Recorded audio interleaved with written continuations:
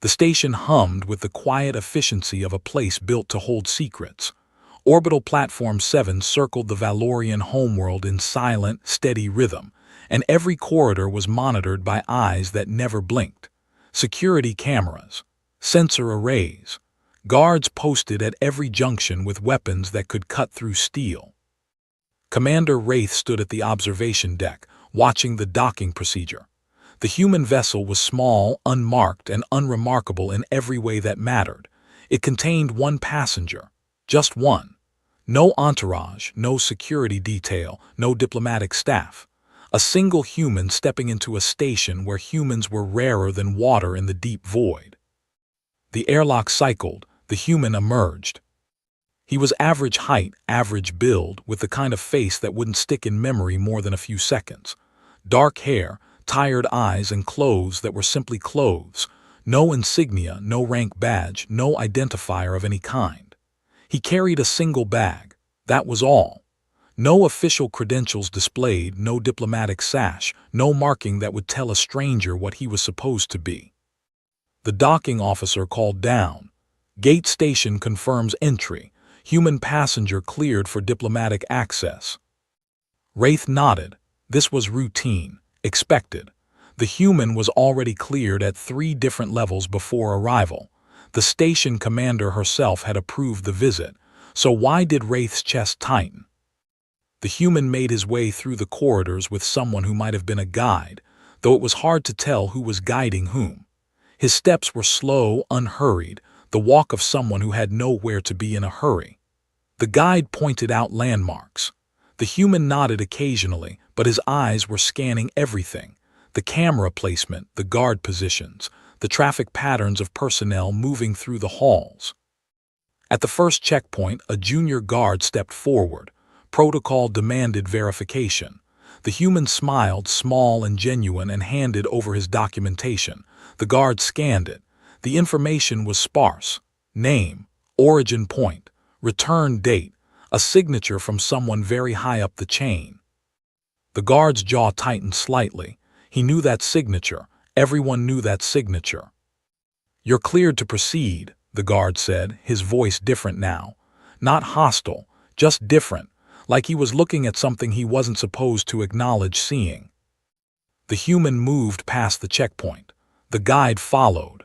30 meters down the corridor, the human turned to a security panel, the kind that was supposed to be restricted access, and looked at it like he was reading information that was already familiar to him. He didn't touch it. He just looked. Then he turned to a passing officer and said quietly, "The guard rotations on sublevel 3 need adjustment. Move the southeast corridor coverage 30 meters north. There's a blind spot developing." The officer, a captain with 14 years of service marked on his uniform, nodded. No questions. No request for clarification. No, "I'll check with command."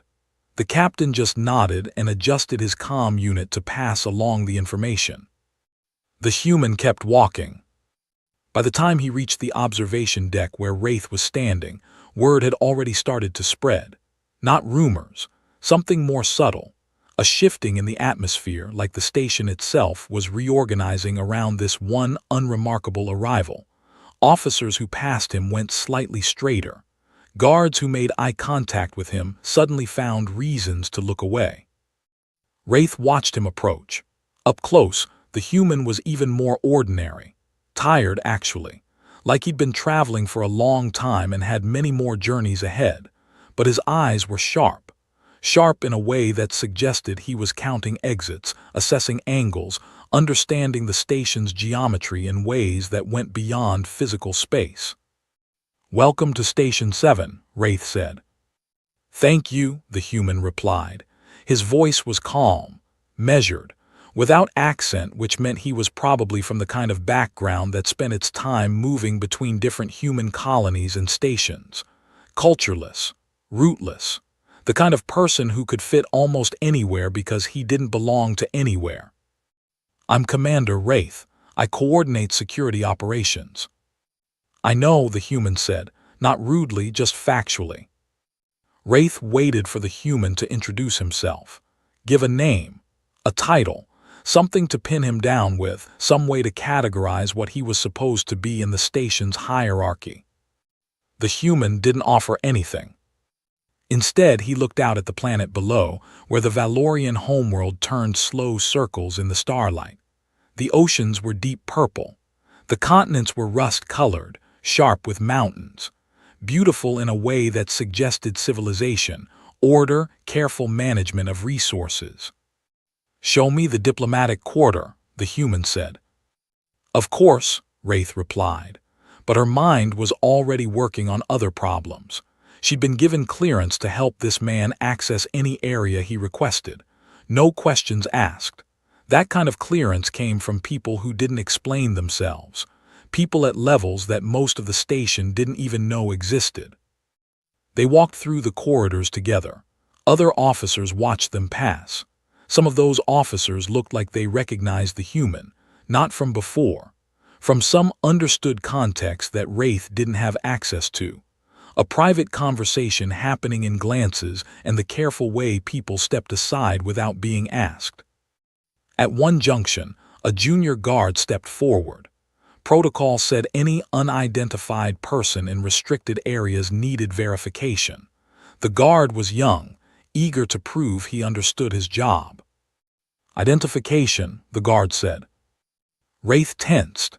This was about to get awkward. She was about to intervene when a senior officer, Commander Thale, who reported directly to the Queen's detail, appeared from a side corridor. Thale looked at the junior guard, and something in that look was final. The junior guard's face shifted. Recognition flooded his features, not of the human's face, of something in how Thale was responding to him. The guard stepped aside immediately. No questions, no verification needed after all. "Sorry, sir," the guard managed. To whom he was apologizing, Wraith couldn't tell. The human and Wraith continued walking. Behind them, Wraith heard the junior guard asking Thale a question in low tones. "What is he?" Thale's response was quiet but clear, the kind of person you don't ask questions about. The human and Wraith reached the diplomatic quarter as the station's artificial lighting began cycling into evening.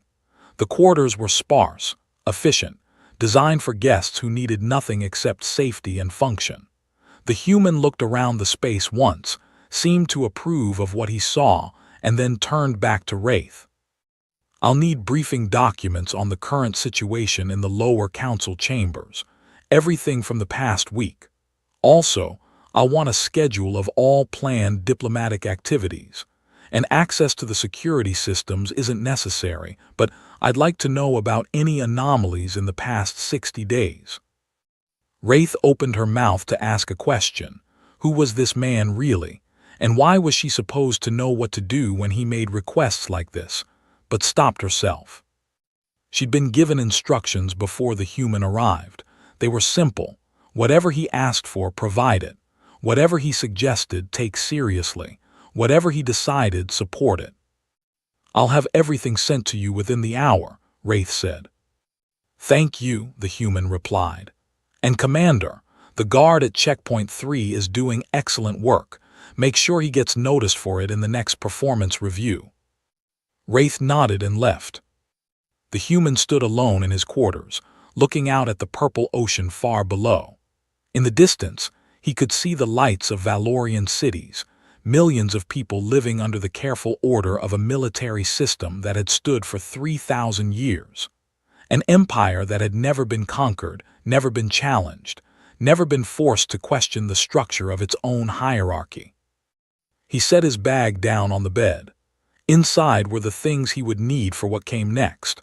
Not weapons, not tools of any kind, just documents, data slates, and a deep understanding of how power moved through systems when no one was watching. The human had worn no emblem when he arrived. He would wear no emblem while he was here. But in the minds of everyone on this station, something had already shifted. Something recognized him even though recognition shouldn't have been possible. He was exactly what the Valorian Queen had known he would be when she arranged this visit. He was exactly what an empire never expected to find inside itself. And he was going to change everything. Morning came to the station in the form of a lighting shift and the quiet increase in foot traffic through the corridors. The human had not slept, or he had slept and the station had not noticed. The distinction didn't matter much. At 600 hours, he was already in the war room, reading through security reports and sensor data with the kind of focused attention that suggested he was looking for something specific. The captain on duty, a woman named Sella with 15 years of experience, watched him work. She'd been given a simple instruction: assist the human with access to classified material. She'd been prepared for requests, questions, maybe some argument about clearance levels. Instead, the human simply read through everything and said nothing. After 2 hours, he turned to her. "The perimeter sensors on sectors 7 and 9 are out of sync," he said. "By 0.3 seconds. It's too small for normal people to notice, but it means there's a gap in coverage about the size of a small ship." Sella checked he was right. "I'll report it to maintenance," she said. "Also," the human continued, "whoever rewired the backup power for sublevel communications is good at what they do, really good. But they left a signature in the redundancy protocols. Someone wanted to know they could cut primary power without losing signal capability." Sella's face went very still. That level of detail about the station's internal modifications was classified at levels that even she didn't have access to. The fact that this unremarkable human had spotted it in a single pass through the data suggested he wasn't just good at reading reports. He understood system architecture in ways that went beyond the information presented. "I'll make a note," Sella said carefully. The human nodded and went back to his reading. By midday, word had spread through the station in ways that made no sense but felt completely inevitable. The human had reviewed the security logs. The human had asked about weapons capabilities. The human had looked at the diplomatic roster and asked specific questions about 3 particular dignitaries who were arriving for meetings. Officers started moving differently around him, not with deference exactly. More like they were adjusting their positions based on something they understood but could not have explained.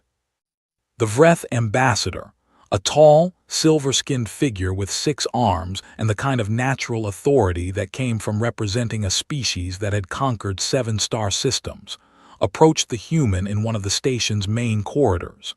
The Vreth did not usually approach others. Usually others approached them, moving carefully and with respect.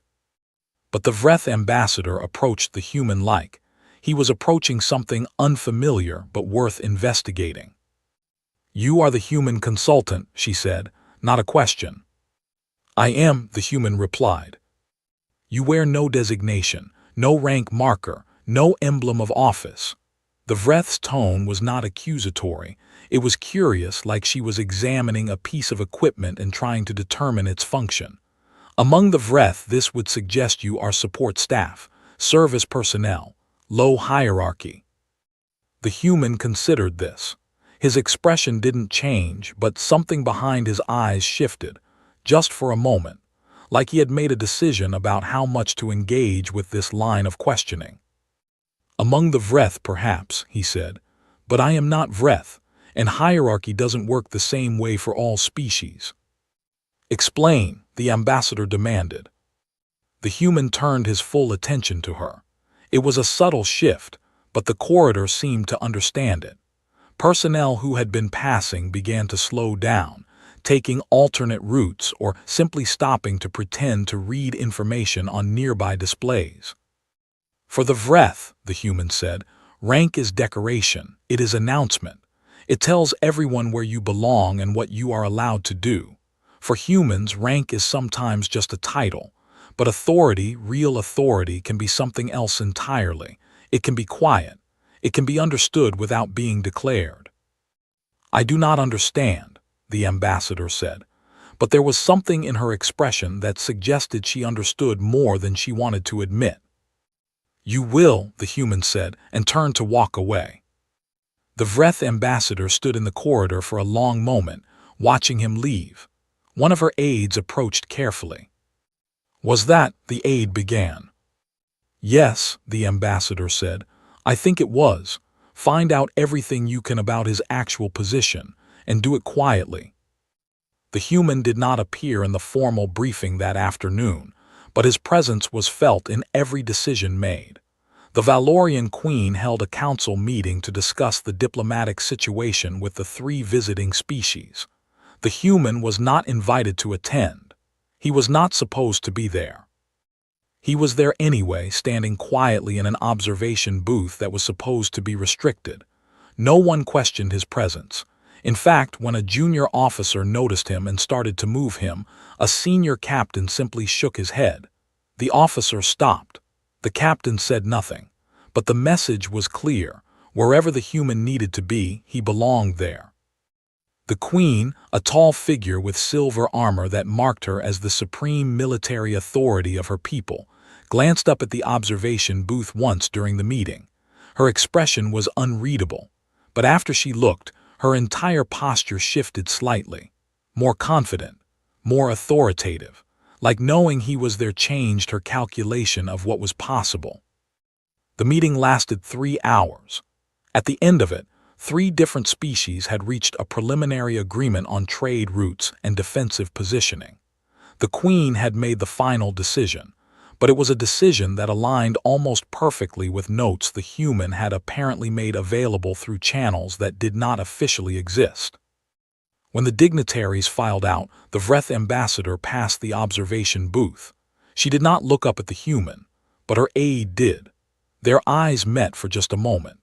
And in that moment, understanding arrived. This human was not part of any official structure that the visiting species could identify. He was embedded at a level that their own diplomatic frameworks could not even see. The human left the observation booth before the security sweeps began clearing the corridors. He moved through the station's lower levels, the areas where maintenance work happened and where few of the political figures ever ventured. Down here, people were different. They didn't adjust their behavior when they saw him. They just nodded or stepped aside with the familiarity of people who understood that some visitors belonged everywhere because they belonged nowhere officially. He found himself in the archive section, in the space where old records were kept. Physical documents still, because the Valorians believed in redundancy. In case systems failed, records endured.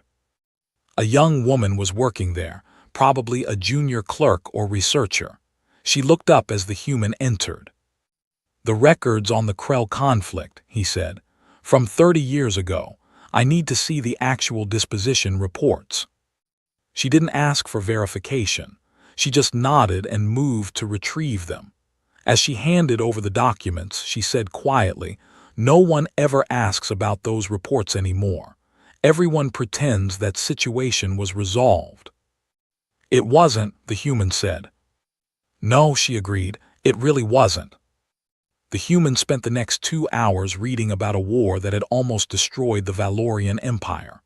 A conflict with the Krell species that had ended not in victory, but in exhaustion and agreement. Both sides had been bled dry. Both sides had needed the war to end. So they had ended it, and nobody talked about the terms because the terms were too close to surrender for either side to celebrate.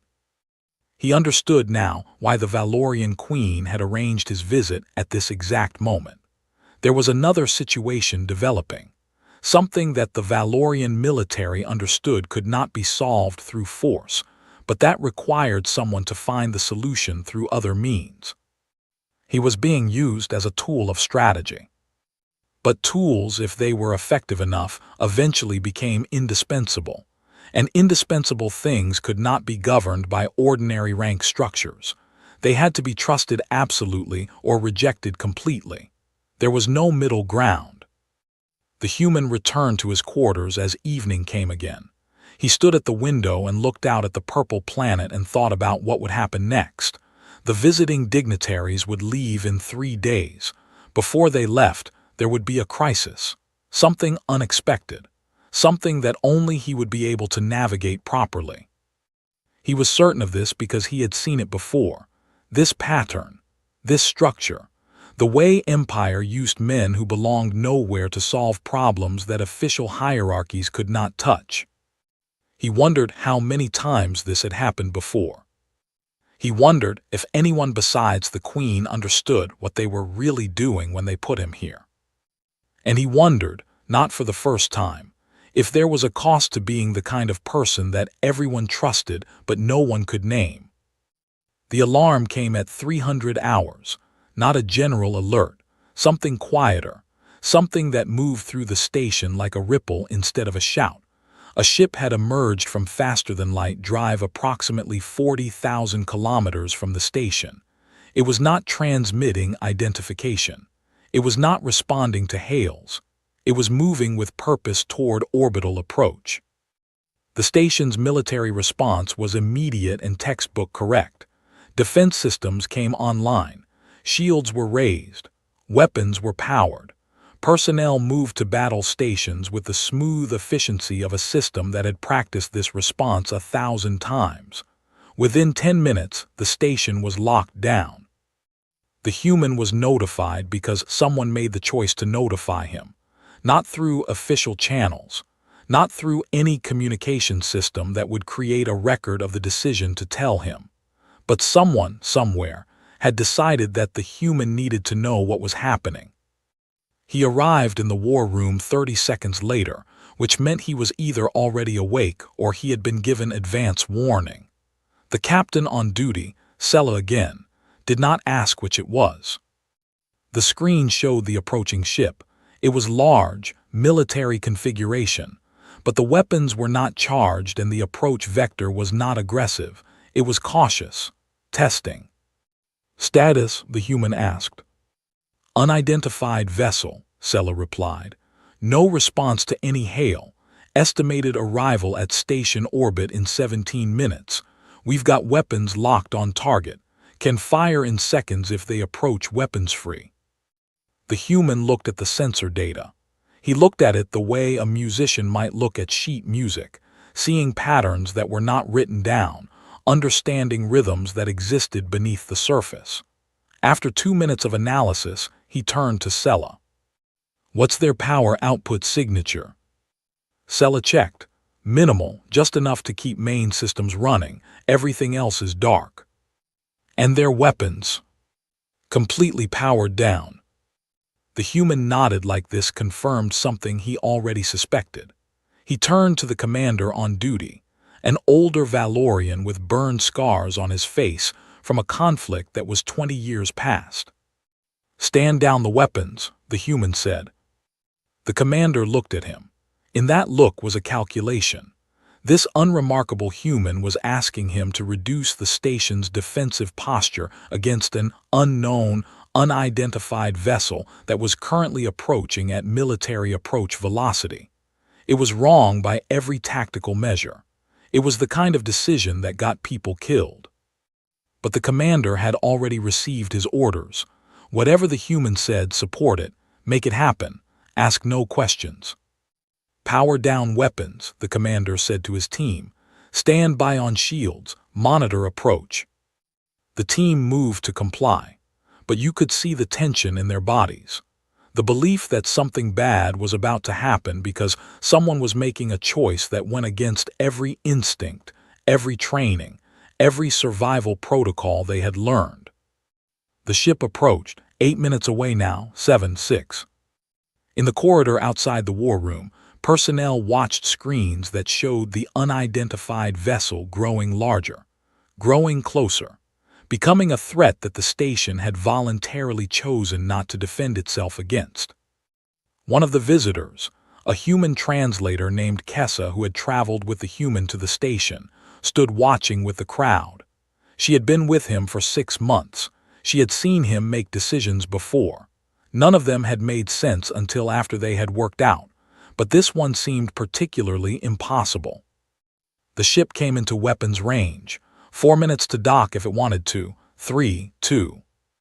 At the 1-minute mark, it began transmitting. Not an identification code, something else. A diplomatic signal, credentials, authorization, everything that said it was supposed to be here and was supposed to be allowed to approach. "It's legitimate," Sella whispered. "I don't recognize the authorizing authority, but the signature is valid." The human nodded like he already knew this. "Allow them to dock at the secondary station. Lower the shields in that section. Let them bring one shuttle, 6 personnel, no weapons." The docking procedures were activated. The ship held position. Then, slowly, it began the careful maneuver to align with the station's docking collar. It was going to work. It was all going to work exactly the way the human had calculated it would. But the Vreth ambassador had been watching the same data.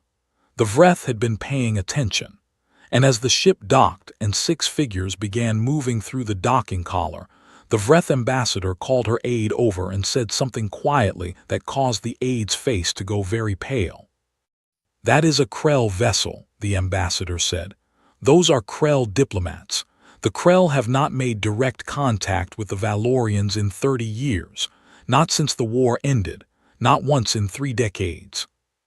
And now they were here, walking onto the station, because the human had told the commander to stand down weapons, because the human had seen something in the power signature and sensor data that told him this ship was not hostile." How had he known? Kessa stood in the crowd and asked herself the same question. 6 months of seeing him make decisions. 6 months of watching them work out. But none of that experience had prepared her for this. The human was already moving from the war room. He did not run. He simply began walking toward the docking section, and people who were in his way moved aside without thinking. Some of them actually stood back against the walls to let him pass, not because he asked, not because anyone told them to, but because something about the way he moved suggested that stopping him would be the wrong choice. Kessa followed. They reached the docking section just as the first Krell diplomat stepped through the airlock. The Krell were insectal, vaguely humanoid in structure but with features that were distinctly non-human. 4 arms, compound eyes, a chittering way of speaking that had been translated into standard by their own speech equipment. The lead Krell turned and looked at the human. Something passed between them. Kessa did not understand it, but she felt it. A recognition. A moment of confirmation that something that had been expected was now confirmed. The Krell diplomat spoke. "You are the human." "I am," the human replied. "The Queen said you would understand what we cannot say to each other directly." "I do." And that was all. The conversation was already over before it had started. The Krell understood something about why they were here, and the human understood something about what they had come to propose, and somehow the fact that a human wore no emblem and spoke with no authority made it possible for them to have this conversation at all. The Vreth ambassador was on her comm unit now, speaking to her government. The message was clear. The Valorian Empire had just made contact with the Krell after 30 years of silence, and the contact had been arranged by a human who held no official rank. Kessa followed the human and the Krell delegation deeper into the station. As they walked, she found herself standing next to one of the junior officers who had been in the war room. "How did he know?" she asked quietly. The officer looked at her. "Know what?" "That they wouldn't be hostile, that they would have valid credentials, that they would dock." The officer thought about this for a long moment. Then he said, "I think that's not a question we're supposed to be able to answer. I think the point is that he knows things, and we're supposed to let him use what he knows without asking how." Kessa nodded slowly. It was not a satisfying answer, but it was the answer that seemed to be the only one available. The human met with the Krell delegation in a private chamber that was secured at levels that most of the station did not have access to. The meeting lasted 4 hours. What was discussed, no one knew. But when the Krell finally departed, heading back to their ship, heading back into the void, they left behind something that changed the nature of the station completely. They left behind a proposal for something, a negotiation, a possibility that the Valorians and the Krell could find a way to work together again, not as enemies, not even as neutrals, but as partners in something larger than either empire alone. The human emerged from the meeting and walked back through the corridors. Kessa was waiting for him. "Sir," she said, "I've been with you for 6 months. I still don't know what your actual rank is. I still don't know who you work for. But I need to understand something. Did you know the Krell were coming?" The human looked at her. For a moment, she thought he might actually answer, that he might explain something that would make sense of all of this. Instead, he said, "The kind of rank that matters doesn't come with a title, Kessa. And the people I work for are the kind of people who understand that some problems can't be solved by people everyone can identify." He walked away, leaving her standing alone in the corridor. The station continued its orbit. The planet below continued its rotation. And somewhere in the depths of the Valorian government, orders were being changed. Alliances were being restructured. All because a human who wore no emblem had understood something that no one else in the room was supposed to know. The War Council met on the day after the Krell departure. The Valorian Queen convened it personally. The visiting dignitaries from 3 different species were present. The atmosphere was different now. The air felt thinner, like something was about to break or transform, and everyone could sense it. The human sat at the back of the chamber observing. He was not invited to speak. He was not invited to sit at the main table with the decision-makers, but he was there. And everyone knew he was there. And everyone understood that his presence meant something about what was about to be discussed. The Queen opened the proceedings. The Krell proposal is significant. It represents an opportunity that has not existed for 3 decades, but it also represents a risk that we cannot ignore. The species represented here today must understand what we are considering before we move forward. The Vreth ambassador spoke first. "The Krell are not a species to be trusted. They have broken agreements before. They have betrayed allies before. Why should we believe this is any different?" "Because," said the Sorelli representative, "a being of crystalline structure whose thoughts could be read by their color shifts. The Krell proposal is not just about the Valorians. It is about all of us. It is about the balance of power in this sector of space." The discussion went deeper. Trade routes, defensive positioning, shared interests, shared enemies, all the mathematics of alliance and mutual benefit. But underneath it all was the unstated question: could the Valorians be trusted to negotiate with the Krell on behalf of everyone else? That was when the High Commander stood up. His name was Thrace. He had served the Queen for 35 years. He had been wounded in the Krell War. He had lost friends to Krell weapons. He was the living embodiment of everything the conflict had cost. "Before we proceed," Thrace said, "I need to know who has been advising the Queen on this matter. I need to know who suggested that we open communications with the Krell at all. Because the decision to bring them here to listen to their proposal, that did not come from the Queen's military council. That came from somewhere else." The chamber fell silent. The Queen said nothing, but she looked toward the back of the room, toward where the human sat observing. "That man," Thrace said, pointing, "has been here for 3 days. He wears no insignia. No one can tell me what his rank is. No one can tell me what his authority is. And yet every major decision made on this station in the past 72 hours has his fingerprints on it. The Krell contact, the proposal, all of it." The human stood up slowly. The room shifted. Personnel who had been sitting suddenly found reasons to sit straighter. Guards at the exits moved closer to their posts. "Under whose authority do you speak?" Thrace demanded. "Under whose authority do you make decisions that affect the security of the entire Valorian Empire?" The question hung in the air like a blade. This was the moment where either the human had real power and could prove it, or he was about to be exposed as a fraud operating on assumption and confidence. The human looked at the Queen, then at Thrace, then at each of the visiting dignitaries. He said nothing. Instead, the Queen stood up. "Commander Thrace," she said, her voice carrying the weight of absolute command. "You are asking the right question, but you are asking it to the wrong person." She walked down from the main table and stood in front of Thrace. "This man," she said, "operates under authority that exists in a space you cannot see because it does not exist in any official structure. He is not part of the military chain of command. He is not part of the diplomatic corps. He is something else entirely." The Queen turned to address the entire chamber. 30 years ago, we made a decision to end the Krell War. We did it not through victory but through exhaustion. Both sides agreed to stop because continuing would have destroyed both empires. But we never actually resolved the core conflict. We simply stopped talking about it. That silence has been poisoning the region ever since. She looked back at the human.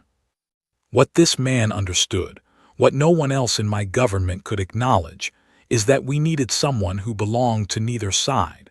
Someone who could look at the Krell proposal without the weight of blood and loss that every Valorian carries. Someone who could speak to them without the burden of 30 years of silence. Thrace was quiet now, listening. "He is here because I put him here," the Queen continued. "Not because his rank is higher than yours, not because he commands anything, but because he can see solutions that military thinking cannot produce. He is the bridge between what we fear and what we need." She paused. "And that bridge, Thrace, is not subject to your command structure because it cannot be. The moment his authority becomes official, it becomes limited. The moment everyone understands who he works for, he becomes just another officer, and officers cannot solve this kind of problem." The Vreth ambassador stood up. "Then what is he? What is his actual position?" The Queen looked at the human, then back at the ambassador. "He is what every advanced civilization needs but cannot acknowledge needing. He is the person who moves through the gaps in our official structures. He is the bridge between human and Valorian thinking. He is the solution to a problem that Valorian military hierarchy cannot recognize as existing." The Sorelli representative's color shifted to something like understanding, a deep blue that suggested complexity. "You're saying he is deliberately outside your structure," the ambassador said. "That his lack of rank is intentional." "His lack of rank is everything," the Queen replied. "It is the only reason he can do what he does." Thrace sat down slowly. In his face was written the realization that he had just been shown the inner workings of something he had been part of his entire career without understanding it. The Valorian Empire was not as simple as he had believed. The power structure went deeper than uniform and insignia. The human spoke then, for the first time during the council. "The Krell proposal has merit, but it will fail if it is presented as a military alliance. It must be presented as a trade partnership, economic interdependence, things that make military conflict expensive for both sides. That language I can translate for the Krell because I am human. I think like they think in some ways. I do not think like them in other ways. That gap is where the solution lives." No one challenged him. No one asked for verification of his authority. The Queen had already given them the only explanation that mattered. Thrace did, however, ask one final question. "How many of you are there? How many humans operate in this way?" "Enough," the human said, "but not too many, and never in places where we can be officially named." The council meeting continued for 3 more hours. By the end, the decision had been made. The Krell proposal would be pursued. The economic partnership would be explored, and the human would serve as the primary negotiator between Valorian and Krell leadership. When the meeting ended, people filed out quietly, but there was something different in how they moved. They had been shown something true about their own system. They would have to live with that knowledge from now on.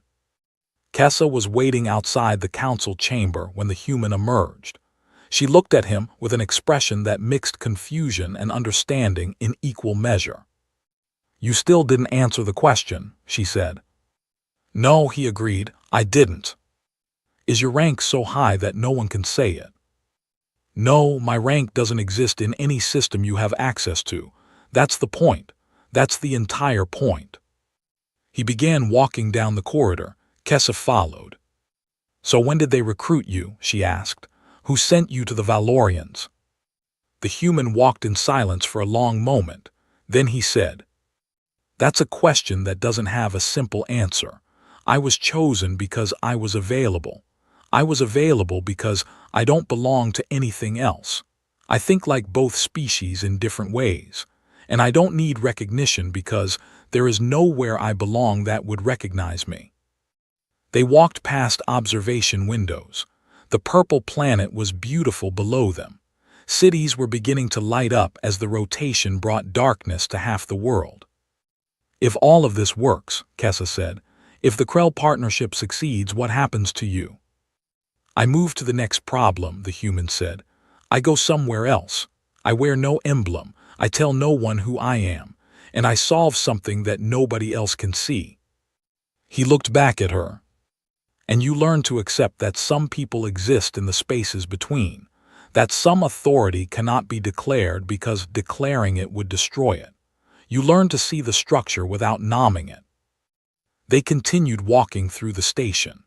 Behind them, the War Council was already beginning to reorganize itself.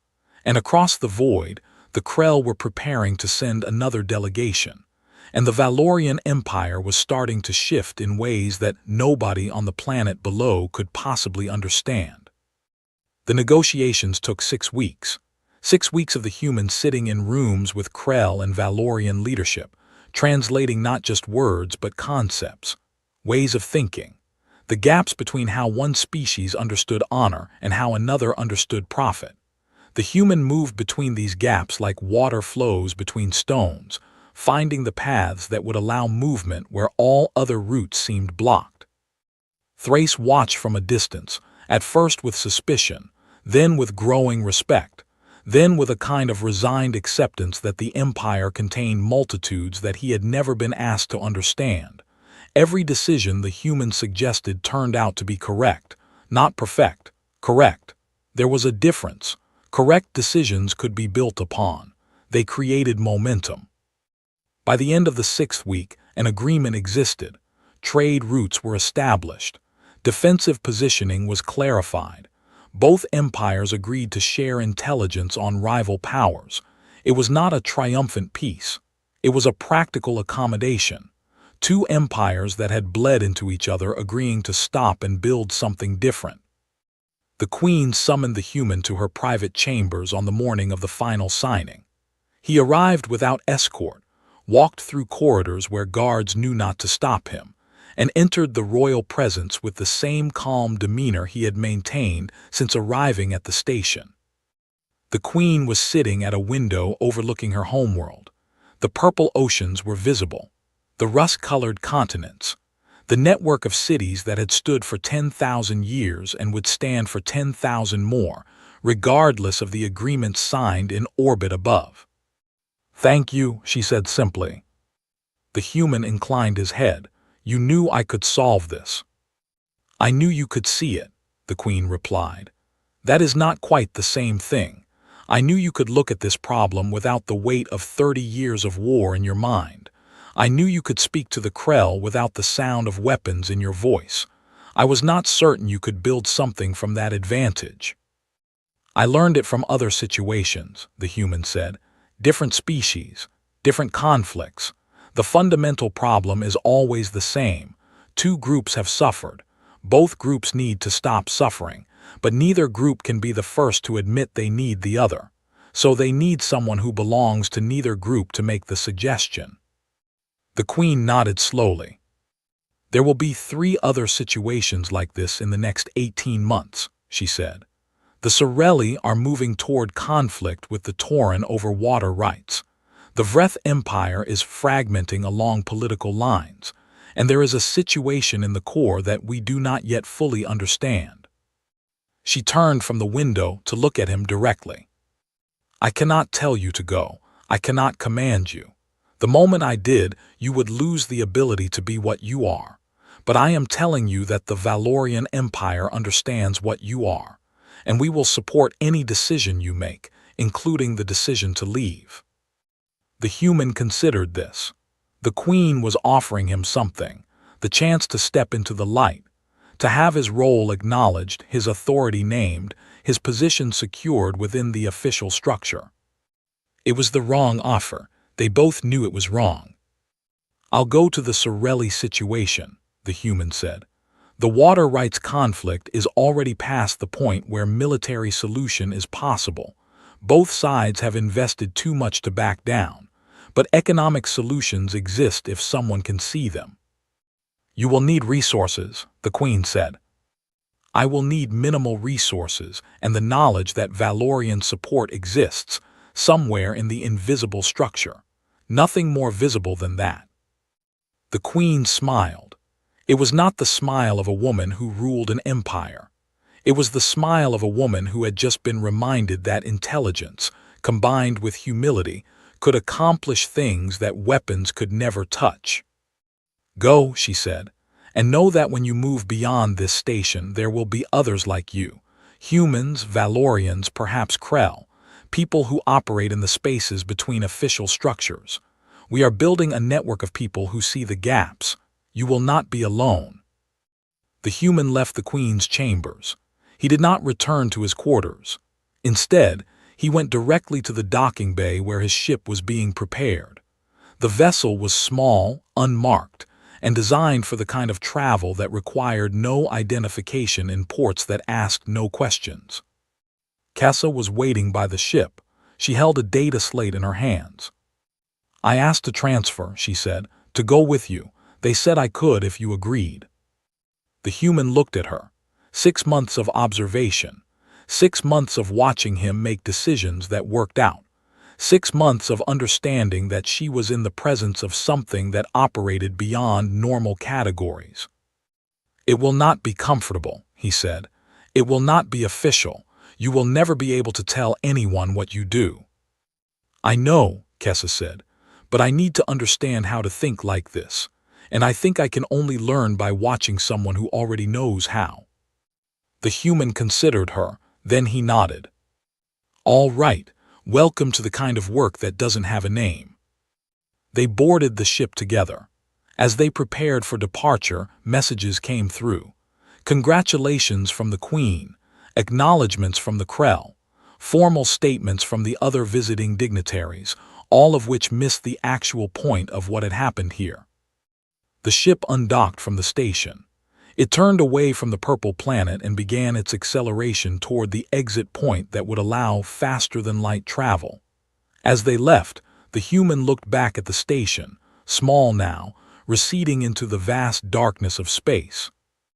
Somewhere on that station, Thrace was probably explaining to junior officers why the human had no rank.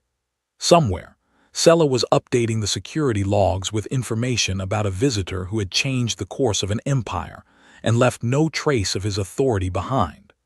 The Vreth ambassador was probably sending messages to her government, suggesting that their own structure might benefit from people who operated outside official frameworks.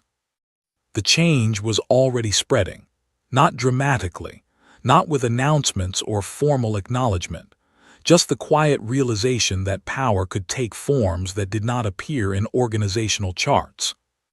The ship reached the edge of the system. The human entered coordinates for the Sorelli space. 2 weeks of travel time, time for planning, time for understanding the water rights conflict at a level that would allow him to see the economic solutions that both sides were missing. Kessa sat in the secondary station, reviewing the files on the Sorelli situation. She was already starting to see patterns, investments in different regions, population migrations, resource distributions that were not evenly spread, the foundation of conflict. "How do you decide where to look?" she asked. The human did not look up from his own reading. "You look where people are not looking. You find the gap between what everyone thinks is happening and what is actually happening. That gap is always where the solution lives." "Is it always that simple?" "No, usually it is more complicated, But the first step is always the same. Find the gap, understand what it means, build from there. They continued their journey through the void. The ship's engines hummed steadily. Stars moved past at the endless speed of mathematics and physics, unconcerned with the small dramas of species and empires. Behind them, the Valorian station continued its orbit around the purple planet. Orders were being executed. The Krell partnership was taking shape. The Empire was slowly reorganizing itself around the knowledge that authority could exist in places where no official structure acknowledged it. And somewhere in the Valorian government, at levels that did not officially exist, people were noting the success of the operation. They were already planning the next deployment, already considering which human, which Krell, which Sorelli would be positioned in the next gap that needed bridging. The human who wore no emblem had fulfilled his purpose at the station, but he had also exposed a truth about the way power really worked. And now that truth was spreading through the Empire like water finding cracks in stone. The Queen would never speak his name in any official capacity. She would never acknowledge his contribution in any record, but she would remember. And more importantly, she would understand that the future of the Valorian Empire depended on people who operated in the spaces between official structures. The future depended on people who wore no emblem. The ship accelerated toward its jump point. Kessa watched the stars blur and shift as faster-than-light drive engaged. The Sorelli conflict was waiting. Another gap was waiting to be understood. Another problem was waiting for someone who could see it clearly, without the weight of official rank pressing down on their thinking. The human closed his eyes and thought about what came next. He had done this before. He would do it again, not because he wanted to, but because it was what he was designed to do, what he was built for, what he was the only person in this region of space who could accomplish. Authority without emblem, power without title, the kind of rank that disappeared the moment someone tried to speak it into existence. This was his work. This was his place. Not belonging anywhere meant he belonged everywhere.